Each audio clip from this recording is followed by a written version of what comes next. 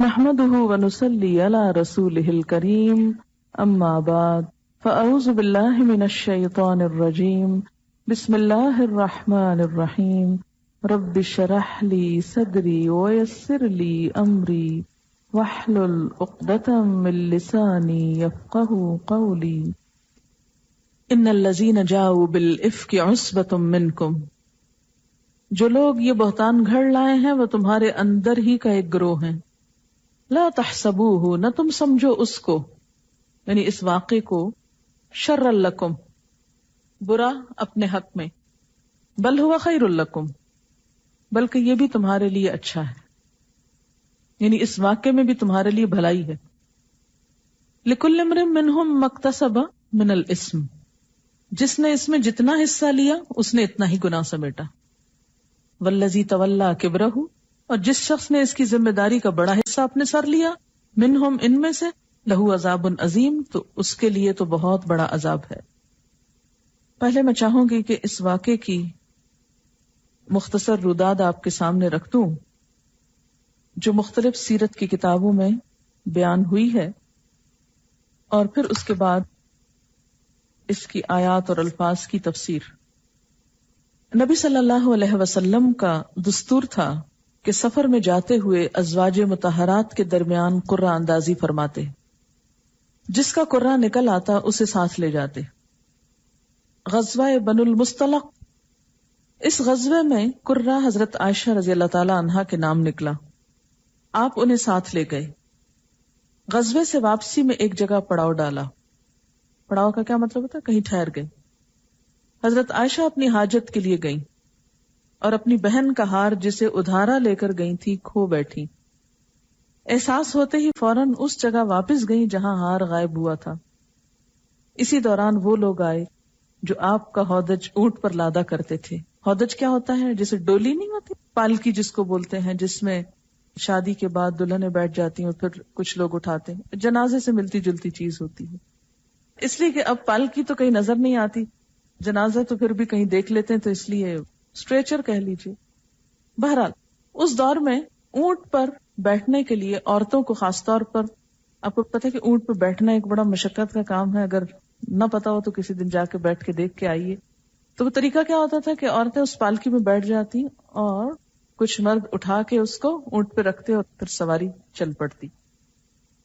بہرحال اس پالکی کو عربی میں ہودج کہتے ہیں. اسی دوران جب حضرت عائشہ اپنا ہار ڈھونڈ رہی تھی، کیونکہ حاجت کے لیے گئی تھی تو دور گئی تھی، تو پیچھے سے جو ہودج اٹھانے والے تھے وہ آئے اور انہوں نے ہودج اٹھایا اور اونٹ پہ رکھا اور گئے. انہوں نے سمجھا کہ حضرت عائشہ اندر بیٹھی ہوئی ہیں، اس لیے اسے اونٹ پہ رکھ دیا. ہودج کے ہلکے پن پہ نہ چونکے، کیونکہ حضرت عائشہ ابھی نوعمر تھی، بدن بوجھل نہ تھا. چونکہ کئی آدمیوں نے مل کر ہودج اٹھایا تو اس لیے ہلکے پن پہ بھی تعجب نہ ہوا. اگر صرف ایک یا دو آدمی اٹھاتے تو شاید انہیں پتہ چلتا کہ اندر کوئی نہیں.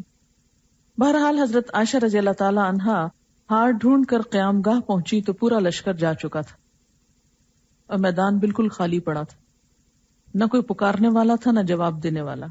وہ اس خیال سے وہیں بیٹھ گئی کہ لوگ انہیں نہ پائیں گے تو پلٹ کر وہیں تلاش کرنے آئیں گے. لیکن اللہ اپنے امر پر غالب ہے، جو تدبیر چاہتا ہے کرتا ہے. چنانچہ حضرت عائشہ کی آنکھ لگ گئی، سو گئی ہوئی. اتنے میں ایک صحابی جن کا نام ہے صفوان بن معطل رضی اللہ تعالی عنہ، ان کی آواز سن کر بیدار ہوئی. وہ انا للہ و انا الیہ راجعون پڑھ رہے تھے اور کہہ رہے تھے کہ رسول اللہ صلی اللہ علیہ وسلم کی بیوی. ان کا کام یہ تھا کہ قافلہ جب روانہ ہو جاتا تو یہ پیچھے سے سب جگہ گھومتے تاکہ اگر کوئی گری پڑی چیز ہو تو وہ پہنچا سکیں. انہوں نے جب حضرت عائشہ کو دیکھا تو پہچان لیا، کیونکہ وہ پردے کا حکم نازل ہونے سے پہلے انہیں دیکھ چکے تھے. پردے کا حکم کب نازل ہوا تھا؟ غزوہ احزاب کے بعد، سورۃ الاحزاب میں. اس میں واضح طور پر آتا نا کہ اذا سألتموهن متاعا فاسألوهن من وراء حجاب، کہ جب تم ان سے یعنی ازواج مطہرات سے کچھ چیز مانگو تو پردے کے پیچھے سے مانگو. لیکن سوتے ہوئے ان کا منہ کھل گیا ہوگا، پہچان گئے. انہوں نے انا للہ پڑھی اور اپنی سواری بٹھا کر حضرت عائشہ کے قریب کر دی. حضرت عائشہ اس پہ سوار ہو گئی کیونکہ ظاہر ہے گھر تو جانا تھا. حضرت صفوان نے انا للہ کے سوا زبان سے ایک لفظ نہ نکالا، چپ چاپ سواری کی نکیل تھامی اور پیدل چلتے ہوئے لشکر میں آ گئے۔ یہ ٹھیک دوپہر کا وقت تھا، لشکر پڑاؤ ڈال چکا تھا، یعنی اگلے سٹاپ پہ رکے ہوئے تھے سب۔ انہیں اس کیفیت کے ساتھ آتا دیکھ کر مختلف لوگوں نے اپنے اپنے انداز میں تبصرہ کیا، اور اللہ کے دشمن عبداللہ بن ابی کو بھڑاس نکالنے کا ایک اور موقع مل گیا۔ چنانچہ اس کے پہلو میں نفاق اور حسد کی جو چنگاری سلگ رہی تھی، اس نے اس کے کرب پنہا کو عیاں اور نمایاں کیا، یعنی بدکاری کی تہمت تراش کر واقعات کے تانے بانے بننا، تہمت کے خاکے میں رنگ بھرنا اور اسے پھیلانا، بڑھانا اور ادھیڑنا اور بننا شروع کیا۔ یعنی بہت سی چیزوں کو ملا جلا کے ان پر الزام کیا لگایا کہ نعوذ باللہ حضرت عائشہ اس شخص کے ساتھ برا فعل کر کے آئی ہیں، اور ان کے ساتھ ان کی دوستی تھی، اسی لیے پیچھے رہ گئی اور اب ان کے ساتھ چلی آ رہی ہیں۔ عبداللہ بن ابی کے جو دوسرے ساتھی تھے وہ بھی اس بات کو بنیاد بنا کر اس کا تقرب حاصل کرنے لگے، یعنی خوب سکینڈل پھیلا۔ جب مدینہ آئے تو ان تہمت تراشوں نے خوب جم کر پروپیگنڈا کیا۔ ادھر حضور صلی اللہ علیہ وسلم خاموش تھے، کچھ بول نہیں رہے تھے، لیکن جب لمبے عرصے تک وحی نہ آئی تو آپ نے حضرت عائشہ سے علیحدگی کے متعلق اپنے خاص صحابہ سے مشورہ کیا۔ بعض نے اشاروں سے، بعض نے صراحت سے مشورہ دیا کہ آپ علیحدگی اختیار کر لیں، لیکن حضرت اسامہ نے مشورہ دیا کہ آپ انہیں اپنی زوجیت میں برقرار رکھیں، دشمنوں کی بات پہ کان نہ دھریں۔ اس کے بعد آپ نے ممبر پر کھڑے ہو کر عبداللہ بن ابی کی ایذا رسانیوں سے نجات دلانے کی طرف توجہ دلائی۔ اس پر حضرت سعد بن معاذ اور اسید بن حذیر نے اس کی قتل کی اجازت چاہی، یعنی چونکہ بہت بول رہا تھا آپ کے خلاف، تو آپ نے لوگوں کو اکٹھا کیا اور کہا کہ کون ہے جو مجھے اس شخص کی اذیت سے نجات دے؟ تو 2 لوگ اٹھے اور انہوں نے کہا کہ آپ ہمیں اجازت دیجیے، ہم اس کو جا کے ختم کر دیتے ہیں۔ لیکن حضرت سعد بن عبادہ پر، جو عبداللہ بن ابی کے قبیلہ خزرج کے سردار تھے، قبائلی حمیت غالب آ گئی۔ دونوں حضرات میں ترش کلامی ہوئی، جس کے نتیجے میں دونوں قبیلے بھڑک اٹھے۔ آپ کو معلوم ہے اوس اور خزرج قدیم زمانے سے آپس میں لڑتے رہتے تھے، تو یہ دونوں لوگ مختلف قبائل سے تھے، تو آپس میں ہی الجھ پڑے، کیونکہ عبداللہ بن ابی کا جو قبیلہ تھا وہ سمجھ رہا تھا کہ شاید ہمارے ساتھ اس کے قتل سے زیادتی ہو جائے گی۔ آپ صلی اللہ علیہ وسلم نے بہت مشکل سے انہیں خاموش کیا اور خود بھی خاموش ہو گئے، وہ معاملہ پھر وہیں پر رہ گیا۔ ادھر حضرت عائشہ کا حال یہ ہے کہ وہ غزوے سے واپس آتے ہی بیمار پڑ گئیں، 1 مہینے تک مسلسل بیمار رہیں۔ انہیں اس تہمت کے بارے میں کچھ بھی معلوم نہ تھا، البتہ انہیں یہ بات کھٹکتی تھی کہ بیماری کی حالت میں نبی صلی اللہ علیہ وسلم کی طرف سے جو لطف و عنایت ہوا کرتی تھی اب وہ نظر نہیں آ رہی۔ بیماری ختم ہوئی تو وہ ایک رات ام مستح کے ہمراہ قضاء حاجت کے لیے میدان میں گئیں۔ اتفاق سے ام مستح اپنی چادر میں پھنس کر پھسل گئیں۔ اس پر انہوں نے اپنے بیٹے کو بد دعا دی۔ حضرت عائشہ نے انہیں اس حرکت پہ ٹوکا تو انہوں نے حضرت عائشہ کو یہ بتلانے کے لیے کہ میرا بیٹا بھی پروپیگنڈے کے جرم میں شریک ہے، تہمت کا واقعہ بتا دیا۔ حضرت عائشہ نے واپس آ کر اس خبر کا ٹھیک ٹھیک پتہ لگانے کی غرض سے حضور صلی اللہ علیہ وسلم سے والدین کے پاس جانے کی اجازت چاہی۔ اجازت پا کر والدین کے پاس تشریف لے گئیں اور صورتحال کا یقینی طور پر علم ہو گیا تو بے اختیار رونے لگیں۔ 2 راتیں اور 1 دن روتے روتے گزر گیا۔ اس دوران نہ نیند آئی اور نہ آنسو رکے۔ وہ محسوس کرتی تھی کہ روتے روتے کلیجہ شک ہو جائے گا۔ اسی حالت میں حضور صلی اللہ علیہ وسلم تشریف لائے، کلمہ شہادت پر مشتمل خطبہ پڑھا اور اما بات کہہ کے فرمایا، اے عائشہ، مجھے تمہارے بارے میں ایسی اور ایسی بات کا پتہ چلا ہے، اگر تم اس سے بری ہو تو اللہ تعالیٰ عنقریب تمہاری برات ظاہر فرما دے گا، اگر خدا نخواستہ تم سے کوئی گناہ سرزد ہو گیا ہے تو اللہ تعالیٰ سے معافی مانگ لو اور توبہ کر لو، کیونکہ بندہ جب اپنے گناہ کا اقرار کر کے اللہ کے حضور توبہ کرتا ہے تو اللہ تعالیٰ اس کی توبہ قبول کر لیتا ہے۔ اس وقت حضرت عائشہ کے آنسو ایک دم تھم گئے، اب انہیں آنسو کا ایک قطرہ بھی محسوس نہ ہو رہا تھا۔ انہوں نے اپنے والدین سے کہا کہ وہ آپ صلی اللہ علیہ وسلم کو جواب دیں، لیکن والدین کی سمجھ میں نہ آیا کہ کیا جواب دیں۔ اس کے بعد حضرت عائشہ نے خود ہی کہا، واللہ میں جانتی ہوں کہ یہ بات سنتے سنتے آپ لوگوں کے دلوں میں اچھی طرح بیٹھ گئی، یعنی ہے بالکل جھوٹ لیکن اتنی کثرت سے سنی گئی ہے کہ یوں لگتا کہ سچ ہو گئی، اور آپ لوگوں نے اسے بالکل سچ سمجھ لیا ہے۔ اس لیے اب اگر میں یہ کہوں کہ میں بری ہوں اور اللہ خوب جانتا ہے کہ میں بری ہوں تو آپ لوگ میری بات سچ نہ سمجھیں گے، اور اگر میں کسی بات کا اعتراف کر لوں حالانکہ اللہ خوب جانتا ہے کہ میں اس سے بری ہوں تو آپ لوگ صحیح مان لیں گے۔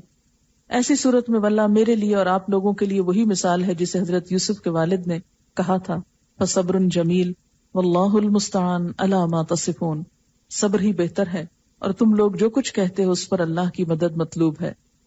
اس کے بعد حضرت عائشہ دوسری طرف جا کر لیٹ گئیں اور اسی وقت حضور صلی اللہ علیہ وسلم پر وحی کا نزول شروع ہوا. پھر جب آپ سے نزول وحی کی شدت اور کیفیت ختم ہوئی تو آپ مسکرا رہے تھے. آپ نے پہلی بات جو فرمائی وہ یہ تھی کہ اے عائشہ اللہ نے تمہیں بری کر دیا. اس پر خوشی سے ان کی ماں بولی عائشہ حضور کی جانب اٹھو شکریہ ادا کرو. انہوں نے کہا اپنے دامن کی برات اور رسول اللہ صلی اللہ علیہ وسلم کی محبت پر اعتماد اور وثوق کے سبب قدر ناز کے انداز میں کہا واللہ میں تو ان کی طرف نہ اٹھوں گی، صرف اللہ کی حمد کروں گی. اس موقع پر واقع افک سے متعلق جو آیات نازل ہوئیں وہ سورۃ نور کی یہ 10 آیات ہیں جو ان الذین جاؤوا بالافک سے شروع ہو رہی ہیں. اس کے بعد تہمت کے جرم میں مستح بن اساسہ، حسان بن ثابت اور حمنہ بنت جہش ان 3 لوگوں کو 80 کوڑے لگے. 2 مرد حضرات تھے اور 1 عورت. لیکن عبداللہ بن ابی اور اس کے ساتھیوں کو کوڑے نہ لگائے گئے، حالانکہ ابتدا وہیں سے ہوئی، اور انہوں نے اس معاملے میں سب سے اہم رول ادا کیا. اس سزا نہ دینے کی وجہ یا تو یہ تھی کہ جن لوگوں پر حدود قائم کر دی جاتی ہیں وہ ان کے لیے آخرت کے عذاب سے تخفیف اور کفارے کا ذریعہ بن جاتی ہیں، اور عبداللہ بن ابی کو اللہ تعالیٰ نے آخرت میں عذاب عظیم دینے کا اعلان فرما دیا تھا. یا پھر وہی مصلحت کار فرما تھی جس کی وجہ سے اسلام دشمنی کے باوجود اسے قتل نہ کیا گیا. اسی طرح 1 مہینے کے بعد مدینہ کی فضا شک و شبہ اور قلق اور اضطراب کے بادلوں سے صاف ہو گئی. پورے مہینے تک مدینہ میں ایک عجیب پریشانی کا سامان رہا. اس سے آپ یہ بھی اندازہ لگائیں کہ آپ صلی اللہ علیہ وسلم کو غیب کا علم نہ تھا. اگر علم ہوتا تو یہ پریشانی نہ ہوتی. اب پہلے ہی مرتبہ کہتے میں سب کچھ جانتا ہوں اور معاملہ ایسے نہیں ایسے ہے. عبداللہ بن ابی پوری طرح رسوا ہوا کہ دوبارہ سر نہ اٹھا سکا. ابن اسحاق کہتے ہیں کہ اس کے بعد جب وہ کوئی گڑبڑ کرتا تو خود اس کی قوم کے لوگ اسے عتاب کرتے، اس کی گرفت کرتے اور اسے سخت سست کہتے. اس کیفیت کو دیکھ کر رسول اللہ صلی اللہ علیہ وسلم نے حضرت عمر سے کہا اے عمر کیا خیال ہے؟ دیکھو واللہ اگر تم نے اس شخص کو اس دن قتل کر دیا ہوتا جس دن تم نے مجھ سے اس کے قتل کرنے کی بات کہی تھی تو اس کے بہت سے ہمدرد اٹھ کھڑے ہوتے، لیکن اگر آج انہی ہمدردوں کو اس کے قتل کا حکم دیا جائے تو وہ خود اسے قتل کر دیں گے. حضرت عمر نے کہا اللہ کی قسم میری سمجھ میں خوب آ گیا کہ حضور صلی اللہ علیہ وسلم کا معاملہ میرے معاملے سے بہت زیادہ بابرکت ہے. اس سے کیا پتہ چلتا ہے کہ بہت وقت دشمن کو چھوڑ دینا چاہیے، اور اگر انسان حق پر ہے اور سچائی پر ہے تو ایک وقت خود ہی آ جاتا ہے کہ اللہ تعالیٰ سب اسباب درست کر دیتا ہے، لیکن اس کے لیے صبر چاہیے ہوتا ہے. اس واقعے کو ذہن میں رکھ کے اب آپ آیات کو دیکھیے. ان الذین جاؤوا بالافک، بے شک وہ لوگ جو لائے بہتان. افک جو ہے یہ جھوٹ اور بہتان سے زیادہ سخت لفظ ہے عربی میں. لفظی معنی ہوتا ہے بات کو الٹ دینا. قرآن پاک میں آپ نے پڑھا ہوگا فَأَنَّا تُؤْفَكُونَ، کہاں سے پھیر دیے جاتے ہیں، الٹا دیے جاتے ہیں. حقیقت کے خلاف کچھ سے کچھ بنا دینا. قطعی جھوٹ اور افتراء کے معنی میں بولا جاتا ہے، سراسر الزام کے معنی. بے شک وہ لوگ جو لے آئے سراسر الزام. عصبتن ایک گروہ ہے، منکم تمہیں میں سے، تمہارے اندر کے لوگ ہی ہیں، باہر کے نہیں. یہ اندر کے لوگ سے مراد کیا تھے؟ مستح بن اساسہ، حسان بن ثابت اور حمنہ بنت جہش. اسی طرح منافقین میں سے عبداللہ بن ابی، کیونکہ یہ لوگ بھی اسلام کا لبادہ اڑے ہوئے تھے. زید بن رفاعہ. لا تحسبوہ، نہ تم سمجھو اس کو، یعنی اس واقعے کو، شر لکم، برا اپنے لیے. آپ دیکھیں کہ اتنا تکلیف دہ واقعہ کہ پورا معاشرہ ایک لپیٹ میں آیا ہوا ہے، پریشانی میں ہے. بہت ڈیٹیلز آتی ہیں روایات میں اس کی جن کو چھوڑ دیا گیا ہے کہ آپ صلی اللہ علیہ وسلم پریشان ہے، صحابہ کرام پریشان ہیں، ہر شخص پریشان ہے کہ یہ کیا ہو گیا. لیکن اللہ تعالیٰ کیا فرماتے ہیں کہ اس کو اپنے لیے برا نہ سمجھو. کیا سبق ملتا ہے اس سے؟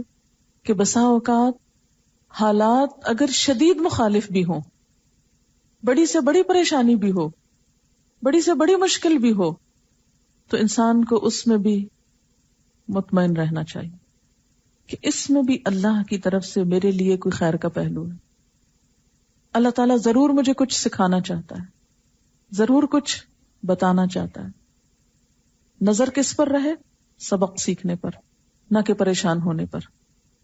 ہم عموماً پریشان کن حالات میں سبق نہیں لیتے، صرف پریشان ہوتے ہیں اور وقت ضائع کر دیتے ہیں. ایک شخص کا میں کال پڑھ رہی تھی کہ اس نے کہا کہ اپنے دشمنوں کے پروپیگنڈے اور مخالفت کو 1 منٹ بھی مت دو. ان کی باتوں کو اہمیت دینے کے لیے 1 منٹ بھی مت دو. اس کا واحد حل کیا ہے؟ صرف اگنور کرو. کیونکہ بہت سی باتیں جب ان کو اہمیت نہیں دی جاتی تو وہ خود بخود ہلکی ہو جاتی. بہرحال یہاں اس واقعے کو کیا کہا گیا کہ گھبراؤ نہیں.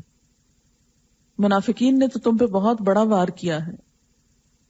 کیونکہ آپ دیکھیے کہ ایک انسان کے لیے اس کی عزت ہی تو سب سے بڑی چیز ہوتی.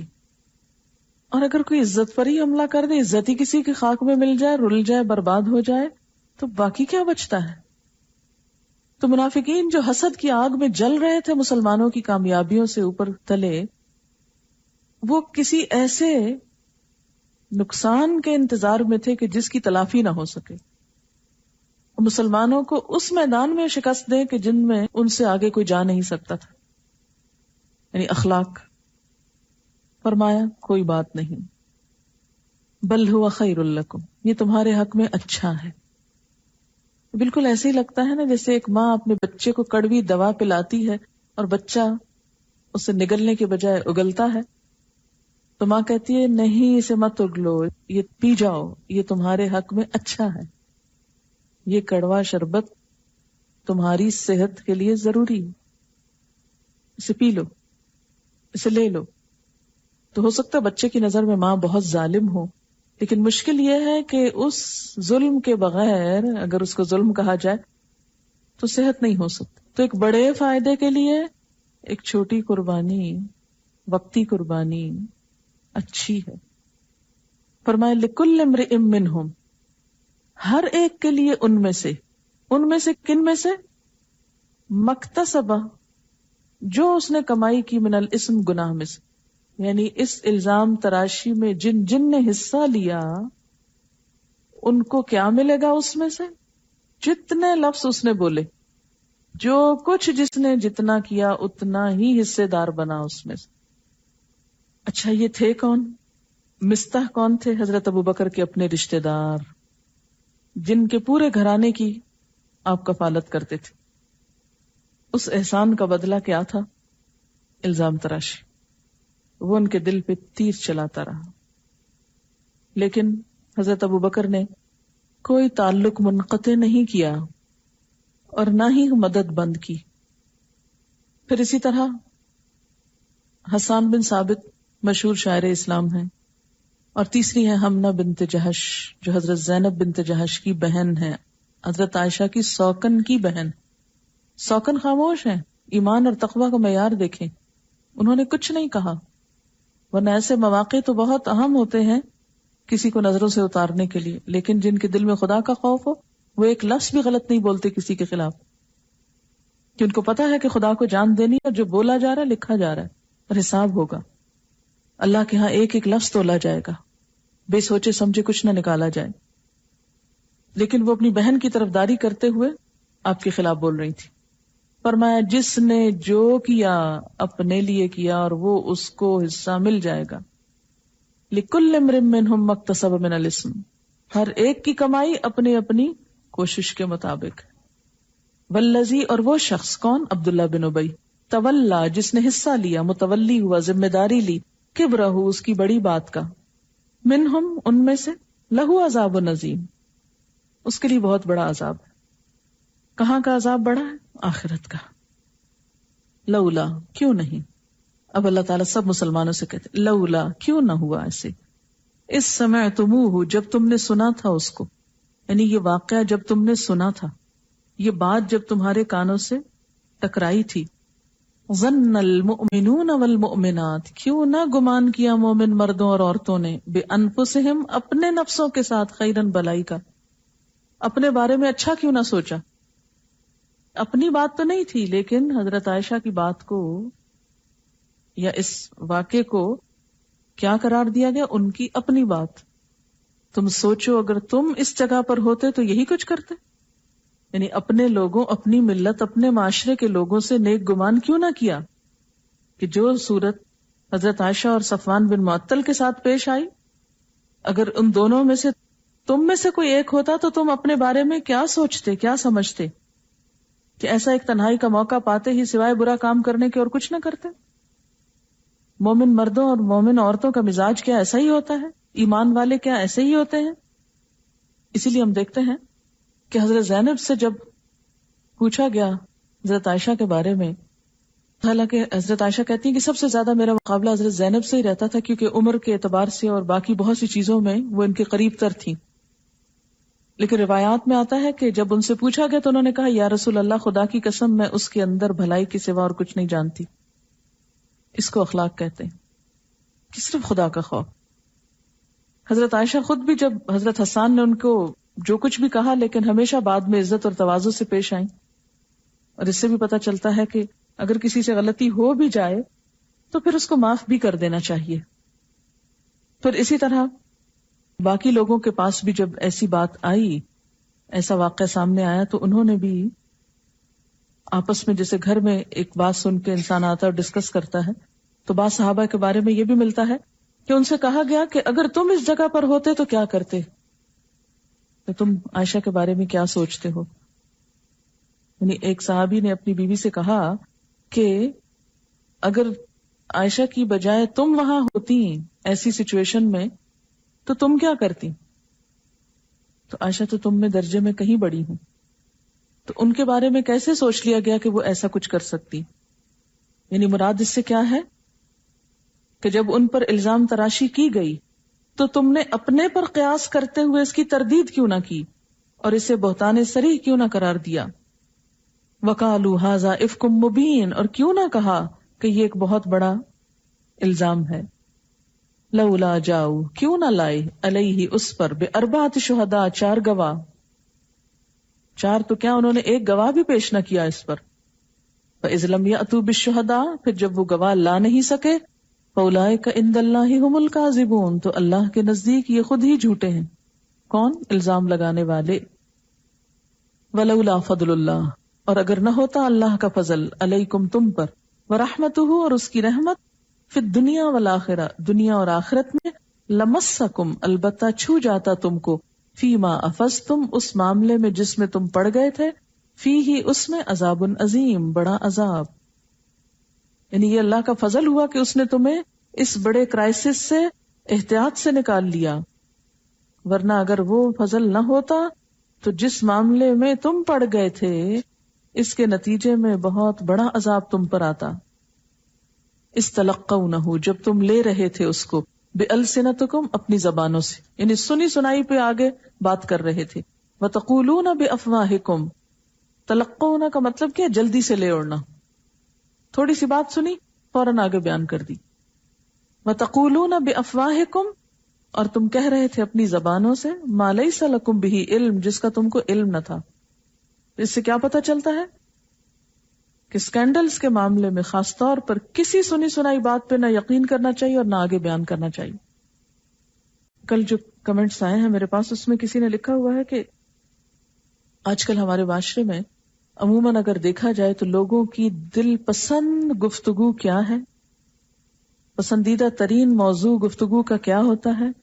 لوگوں کو ڈسکس کرنا، اور اس میں بھی ان کے سکینڈلز کو ڈسکس کرنا کہ کون کس کے ساتھ دوستی رکھتا ہے اور کون کس کے ساتھ کس درجے تک انوالوڈ ہے.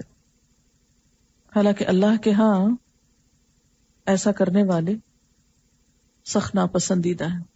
حدیث میں آتا ہے نا، کفا بالمرء اثما ان یحدث بکل ما سمع، کافی ہے انسان کے گناہگار ہونے کے لیے کہ وہ ہر سنی سنائی بات کو آگے بیان کرنے لگے بغیر تحقیق کے بولے. ما لیس لکم بہ علم. اس پیمانے پر ہم سب ذرا سوچیں اپنے اخلاق کو. جب کبھی ہم کسی کے بارے میں کوئی بات سنتے ہیں، کسی کی ذات کے بارے میں جو ناپسندیدہ بات ہے، تو ہمارا دین، ایمان، اخلاق کہاں ہوتا ہے؟ ہم اس پر غور کیوں نہیں کرتے؟ ہمارے پاس کیا جواز ہوتا ہے کہ ہم اسے آگے بیان کریں؟ یہ بہت قابل غور بات ہے، اس لیے کہ معاشرے میں جتنے فساد، لڑائیاں، جھگڑے، باتیں ہیں، ان کی بنیاد یہی ہے کہ عموماً لوگ اس غلطی کا شکار ہوتے ہیں، ادھر سے سنا ادھر بیان کر دیا، ادھر سے سنا ادھر بیان کر دیا. گفتگویں عام طور پر ہوتی کیا ہیں؟ صرف لوگوں کو ڈسکس کرنا. تو جو چیز دیکھی نہیں خود اور جس چیز کا یقین نہیں اسے آگے کیسے بیان کر دی؟ متفق علیہ حدیث ہے، انسان بعض مرتبہ اللہ کی ناراضگی کا کوئی ایک کلمہ کہتا ہے جس کی کوئی وقت اس کے نزدیک نہیں ہوتی، وہ سمجھتا بہت چھوٹی بات کی میں نے، لیکن اس کی وجہ سے وہ جہنم کے اتنے نیچے طبقے میں پہنچ جاتا ہے جتنی گہرائی زمین آسمان کی ہے، بلکہ اس سے بھی زیادہ نیچا چلا جاتا ہے. آپ دیکھیں کہ بعض اوقات کسی بات کی کچھ حقیقت نہیں ہوتی، کچھ حقیقت نہیں. ایک شخص کو شک پڑا اور اس نے اس کو آگے بیان کیا یقین کے انداز میں، دوسروں نے اس کو بالکل سچی یقینی بات کے طور پر لیا اور آگے بیان کر دیا، اور پھر وہ ایک بات ایسی بن گئی کہ جھوٹ سچ ہو گیا، اور کتنے ہی لوگ اس میں ملوث ہوتے چلے گئے. ہو سکتا ہے ایک شخص کا اپنا کوئی پرسنل گرج ہو، کوئی حسد ہو، کوئی اور وجہ ہو، اور وہ اس کا انتقام لینا چاہتا ہو. فرمایا وَتَحْسَبُونَهُ هَيِّنًا، اور تم اس کو بڑا آسان لے رہے تھے، بہت لائٹلی لے رہے تھے. ایسی باتوں کو بہت لائٹلی لیا جاتا ہے نا، اور اگر کوئی منع کرے تو کہے لو کیا ہوا، ہم تو جسٹ فار انجوائمنٹ ایسی بات کر رہے تھے، بہت معمولی آسان چیز سمجھ رہے تھے. وَهُوَ عِندَ اللَّهِ عَظِيمٌ، حالانکہ وہ اللہ کے نزدیک بہت بڑی بات تھی. اس لیے وہ شعر آپ نے سنا ہوگا نا، ظفر آدمی اس کو نہ جانیے گا، وہ کیسا ہی چاہے فہم و ذکا. جسے عیش میں یاد خدا نہ رہی، جسے تیش میں خوف خدا نہ رہا. کہ جو خوشی کے وقت بھی خدا کو بھول جائے اور غصے میں بھی خدا کو بھول جائے اور ناروا باتیں زبان سے نکالتا چلا جائے. وَلَوْلَا إِذْ سَمِعْتُمُوهُ، کیوں نہ ایسے ہوا کہ جب تم نے سنا اس کو، قُلْتُمْ کہا تم نے، مَا يَكُونُ لَنَا أَن نَتَكَلَّمَ بِهَذَا، ہم کو تو ایسی باتیں کرنی ہی نہیں چاہیے. کتنا سمپل الفاظ میں بیان کر دیا کہ جب تم نے یہ فضول قصہ سنا تھا تو تم نے کیوں نہ کہا کہ ایسی باتیں ہم کو زیب نہیں دیتی، ایمان والوں کو تو ایسی گفتگو کرنی ہی نہیں چاہیے. سبحانک، پاک ہے تو، ھذا بہتان عظیم، یہ تو بہت بڑا بہتان ہے. دیکھیے کہ کس کی صفائی بیان ہو رہی، ایک عورت کی، ایک خاتون کی، کہ اس پر لگنے والے الزام کو اللہ تعالیٰ کیا فرما رہے ہیں، کیوں نہ تم نے کہا کہ ھذا بہتان عظیم، یہ بہت بڑا بہتان. سنتے ہی کہہ دیتے. یعظکم اللہ، اللہ تم کو نصیحت کرتا ہے، کیا، ان تعودوا، کہ پھر نہ لوٹنا، لمثلہ، اس جیسی بات کی طرف، ابدا، کبھی بھی، آئندہ ایسی غلطی نہ کرنا، ان کنتم مؤمنین، اگر تم مومن ہو، اگر تمہارے اندر ایمان ہے تو پھر ایسا کبھی نہ کرنا. وَيُبَيِّنُ اللَّهُ لَكُمُ الْآيَاتِ، اور بیان کرتا ہے اللہ تمہارے لیے آیات. وَاللَّهُ عَلِيمٌ حَكِيمٌ، اور اللہ علم والا ہے، حکمت والا ہے. ان الذین یحبون، بے شک وہ لوگ جو پسند کرتے ہیں، ان تشیع الفاحشہ، کہ پھیلے بے حیائی، ایسے سکینڈلز خوب پھیلیں، جو ان کی نشر و اشاعت چاہتے ہیں، جھوٹی باتیں پھیلاتے ہیں. فی الذین آمنوا، ایمان والوں میں، لہم عذاب علیم، ان کے لیے دردناک عذاب ہے. ایسی باتیں پھیلانے والوں کا انجام کیا ہے، ایسی باتیں ڈسکس کرنے والوں کا نتیجہ کیا ہے، عذاب علیم. کہاں، فی الدنیا والآخرہ، دنیا میں بھی اور آخرت میں بھی. جو کسی کو ان لفظوں میں یاد کرے، ڈسکس کرے، اس کی دنیا میں بھی سزا ہے. ایسے لوگ دنیا میں بھی رسوائی سے نہیں بچ سکتے، دنیا میں بھی ان کی پکڑ ہوگی، والآخرہ، اور آخرت میں، کیونکہ وہ دوسروں کی عزت نوچنے والے ہیں. واللہ یعلم وانتم لا تعلمون، اور اللہ جانتا ہے اور تم نہیں جانتے. حقیقت تو صرف اللہ کو پتا ہے، تم کو نہیں معلوم، اور تمہیں نہیں پتا کہ ایک ایک ایسی بات اور حرکت، اس کے اثرات معاشرے میں کہاں کہاں تک پہنچتے ہیں، کتنے لوگ اس سے متاثر ہوتے ہیں، کتنے گھرانے بعض اوقات اس سے ٹوٹتے ہیں. یہ چھوٹی چھوٹی باتیں بہت بڑا ایندھن بن جاتی ہیں. وَلَوْلَا فَضْلُ اللَّهِ عَلَيْكُمْ وَرَحْمَتُهُ، اور اگر اللہ کا فضل اور اس کی رحمت نہ ہوتی تم پر تو کیا ہوتا، تم بہت بڑے فتنے میں پڑ جاتے. وَأَنَّ اللَّهَ رَءُوفٌ رَحِيمٌ، اور بے شک اللہ تعالیٰ شفقت کرنے والا مہربان ہے کہ اس نے تم کو اس مصیبت سے نکال لیا. بعض اوقات ہوتا ہے نا کہ کسی کو کوئی واقعہ آپ کو پتا چلے تو لوگ لغو چیز میں پڑ جاتے ہیں, یہ نہیں دیکھتے کہ اب کرنا کہ اب یہ دیکھتے اچھا وہ کیسے ہوا, اسکینڈلز میں مزے لینے لگتے. اور اس چیز سے روکا گیا ہے. کیوں کہا گیا واقعہ افک میں کہ لِكُلِّ امْرِئٍ مِّنْهُمْ مَا اكْتَسَبَ مِنَ الْإِثْمِ, ہر شخص نے اس واقعے سے گناہ کا ایک حصہ پا لیا. جس نے جتنی زبان کھولی, جو شک کیا, جو گمان کیا, جو بولے, جو لوگوں تک بات پہنچائی, ایک بولے جتنوں تک پہنچی وہ سب اس کے حصے کھاتے میں پڑ گئے. کبھی کسی کی کوئی ایسی بات پتا چلے تو بس اس کو مرو کراما, ہماری غرض نہیں اس سے, ہم اگر اس کی مدد کچھ کر سکے تو کر دیں, نہیں بھول جائیں اس بات کو. کیوں اللہ تعالیٰ نے فرمایا ان الذین یحبون ان تشیع الفاحشۃ فی الذین آمنوا. یہ تشیع الفاحشہ میں آتا ہے. تشیع الفاحشہ فاحشہ کی اشاعت, فحاشی کی اشاعت, فحاشی کو پھیلانا. اس میں کیا کیا چیزیں آتی ہیں بتائیں گے آپ؟ کیونکہ ان لوگوں کے لیے دردناک عذاب ہے جو فحاشی پھیلائیں. اس حکم کو پتہ ہونا چاہیے ہم سب کو. ایسا نہ ہو کہ ہم لا علمی میں, بے دھیانی میں ہم وہ کام کر رہے ہوں جو اللہ تعالیٰ کو سخت ناپسند ہے اور قیامت کے دن پکڑ ہو جائے. کیونکہ بڑا اہم حصہ ہے ہمارے معاشرے کا, اور عام طور پر لوگ اور بڑے دیندار لوگوں کو میں نے دیکھا ہے بعض اوقات. ان الذین یحبون ان تشیع الفاحشۃ فی الذین آمنوا لہم عذاب علیم فی الدنیا والآخرہ واللہ یعلم وانتم لا تعلمون ولولا فضل اللہ علیکم ورحمتہ وان اللہ رؤوف الرحیم. ترجمہ ہے, بے شک جو لوگ یہ چاہتے ہیں کہ مسلمانوں میں بے حیائی کا چرچا ہو, اشاعت ہو, پھیلے, ان کے لیے دنیا اور آخرت میں دردناک سزا ہے, اور اللہ جانتا ہے اور تم نہیں جانتے.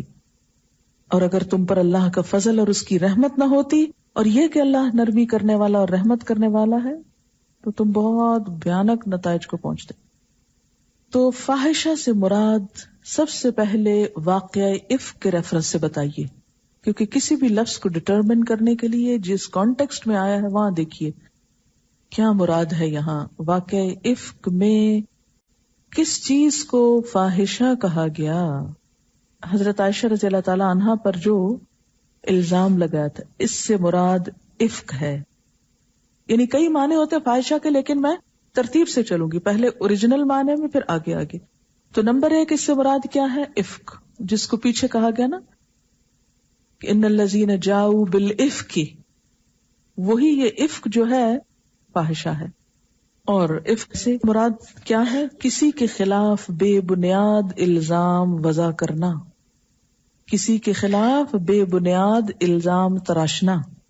کیسے؟ جیسے حضرت عائشہ رضی اللہ تعالی عنہا کے خلاف تراشا گیا تھا کہ وہ صفوان بن معطل کے ساتھ انوالو ہوئی تھی. کس نے دیکھا تھا؟ کیا 4 گواہ تھے؟ نہیں, کچھ بھی نہیں تھا. صرف ایک گمان کی بنیاد پہ ایک سکینڈل گھڑ لیا گیا اور اس کو لوگوں کے اندر پھیلایا گیا. تو پہلی چیز کیا ہے؟ جھوٹے باتیں, اپنے گمان سے گھڑی ہوئی باتیں, جس کو عام طور پر سکینڈل بھی آپ کہہ سکتے ہیں. کسی کا بھی سکینڈل گھڑ لینا کسی شک شبے کی بنیاد پر, اور گھڑ کر اسے لوگوں میں پھیلانا. تشیع پھر کیا ہوتا ہے؟ پھیلانا بھی اس کو. یعنی پہلے تو مثلا اگر کسی کے دل میں کوئی برا خیال آ گیا ہے نا, تو یہ تشیع نہیں ہے, یا اس کے دل نے کہانی گھڑ لی, یہ تشیع نہیں ہے, یہ ابھی تک افک ہے, یہ جھوٹ گھڑا اس نے. اب گھڑ کے اب آ گئی, جیسے انہوں نے کہا کہ گوسپ شروع ہو گئی, بیٹھ کے خسر پسر ہو رہی ہے, آنکھوں سے اشارے ہو رہے ہیں, اگر کوئی ایسا شخص کہیں سے گزرے, غیبت ہو رہی ہے. اس بات کو آگے پہنچانا یعنی بہتان لگا کر دوسروں میں عام کرنا, اور بعض اوقات اس شخص کو کچھ نہ بتانا جس کی بات ہو. اب دیکھیے کہ ہمارے معاشرے میں یہ چیز کتنی عام ہے. لوگوں کی پسندیدہ ترین ٹاک کیا ہوتی ہے؟ لوگوں کی باتوں میں پسندیدہ موضوعات کیا ہیں؟ آپ کی فلموں اور ڈراموں کے موضوعات کیا ہیں؟ سہیلیاں بیٹھ کر کیا باتیں کرتی ہیں؟ سوشل نجی گفتگوؤں میں کیا موضوعات آتے ہیں؟ ہم سب سوچیں اور خود بھی ذرا اپنے آپ کو رکھ کے دیکھیں کہ کہیں زندگی میں ہم نے تو ایسا کوئی کام نہیں کیا کہ کسی بھی مومن عورت یا لڑکی پر بے بنیاد، بغیر کچھ دیکھے، بغیر کسی پروف کے، بغیر کسی دلیل کے، صرف سنی سنائی پر اس کو آگے پہنچا دیا. ہم کو پڑی خبر کوئی کانوں میں تھوڑی بہت، اس میں 4 جھوٹ اور ملائے اور گھڑ کے واقعہ ایک پوری سٹوری بنا کے اس کو آگے پھیلا دیا، کسی اور کو بتا دیا. بہت ایکسائٹیڈ ہوئے، تمہیں پتا ہے فلانی بات کا، اور اس نے سن کے اس کے پیٹ میں درد اٹھی، اس نے آگے بتا دیا. اب ایک سلسلہ روایت چل پڑا، اور کیا ہو گیا یہ سب مل کر؟ تشیع الفاحشہ. ایک بے حیائی کی بات تھی، وہ پھیلتی چلی گئی، اس کی اشاعت ہوتی چلی گئی. ایسے لوگوں کے لیے دنیا اور آخرت میں دردناک عذاب ہے، معمولی بات نہیں ہے. دنیا اور آخرت میں دردناک عذاب ہے. اب دیکھیے کہ 3 صحابہ جن میں خاتون بھی تھی، ان کو 80 کوڑے پڑے، ترس نہیں کھایا گیا. ہمارے معاشرے میں اس کا تصور ہی نہیں. ہم تو اتنا بھی نہیں کرتے کہ دوسرے کا منہ بند کرے، بس چپ کرو، ختم کرو، یہیں کرو، کوئی ضرورت نہیں اس کو آگے کرنے کی. ہم تو روکتے بھی نہیں کسی کو، بلکہ اس کو شے دیتے ہیں، اور بتاؤ اچھا اور کیا. اور اگر وہ سٹوری ادھوری ہو یا اس کا سر پیر نہ ہو تو چاہتے ہیں کہ کسی طرح تو کچھ شامل کرے کہ ہماری سیٹسفیکشن ہو. یعنی ہمیں بوریت ہونے لگتی ہے جب ایسی کوئی کہانی نہیں ملتی کہیں بھی. چلیے ایک تو ہوتا نا آخری حد زنا کی کوئی بات، اگر کوئی کسی کے اوپر وہ الزام نہیں لگا رہا تو آپ کے خیال میں کسی بھی لڑکی لڑکے کا غیر شرعی تعلق اس کو بھی ڈسکس کرنا چاہیے؟ اس کو بھی نہیں کرنا چاہیے. یہ بھی تشیع الفاحشہ میں آتا ہے. ان باتوں کو بھی نہیں بولنا چاہیے، چاہے آپ کو پتا ہو، چاہے آپ نے اپنی آنکھ سے کچھ دیکھا ہو، نہیں بولنا چاہیے. کیوں؟ اس لیے کہ یہ باتیں جب بہت عام ہوتی ہیں تو برائی کرنے والوں کی جھجک ختم ہو جاتی ہے، اور یہ برائی نظر نہیں آتی، خوشنما بن جاتی ہے، اور دوسروں کے لیے راہیں کھل جاتی. یہ کہتی ہیں کہ ایک بیوہ خاتون کو یہ جانتی ہے کہ بچے ہیں ان کے، شوہر نہیں ہے، ظاہر عورت کو کام کرنا پڑتا ہے، اپنی ضروریات کے لیے گھر سے نکلنا پڑتا ہے، اور ہمسائے اور آس پاس کے لوگ صرف یہ دیکھتے رہتے ہیں اچھا کہاں گئی، کس وقت نکلی، کس وقت آئی، کون آیا کون گیا. کس قدر اذیت کی بات ہے کہ ایک عورت خود اپنی ذمہ داریوں میں گھری ہوئی ہے، اور اگر اپنے کام سے بھی نکلتی ہے تو بجائے اس کے کہ آپ اس کو سپورٹ کریں، اس کو ہر وقت شک کی نظر سے دیکھا جاتا ہے. اور پھر چلو آپ کے دل میں کوئی شک گزرا سو گیا، وہ آگے اس کو بیان کرنا. یہ کہتی ہیں کہ اگر آپ نے کسی لڑکی کو دیکھا کہ وہ کسی لڑکے کے ساتھ گھوم رہی ہے اور آپ کو خیال آیا کہ آپ اس کے پیرنٹس کو بتا دیں کہ وہ اس کو سنبھال لیں یا سمجھا لیں، تو یہ تو ایک طرح سے خیرخواہی بھی ہوگی، لیکن پیرنٹس تک جانے سے بھی پہلے میں یہ سجیسٹ کروں گی کہ خود ڈائریکٹ اس لڑکی کو سمجھائیں، کیونکہ پیرنٹس کے لیے یہ بات انتہائی تکلیف دہ ہوتی ہے.